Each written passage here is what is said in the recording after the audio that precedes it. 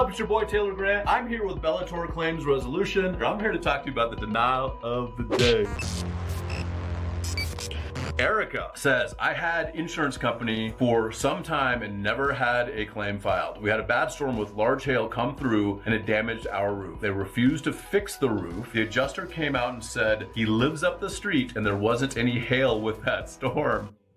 Then he proceeded to insult me by telling me there wasn't any hail damage to our roof. I had already gotten a few quotes from some roofing companies who had all verified the hail damage. Several of our neighbors all got full roof replacements from their insurance companies from that same storm. I called and complained and got nowhere with the insurance company. Calling and complaining to the insurance company does actually work sometimes. You could also file a complaint against your insurance company with the Department of Insurance. However, the best thing that I can recommend is get somebody on your side that knows how to fight back when the insurance company is telling you all sorts of lines of crap. I can't tell you how many times I've experienced this in the hundreds, probably nearly 1,000+ claims that I've worked on. So if you are getting denied on a claim, your claim is being delayed unfairly, or your claim is being diminished unfairly, contact us today, bellatorclaims.com.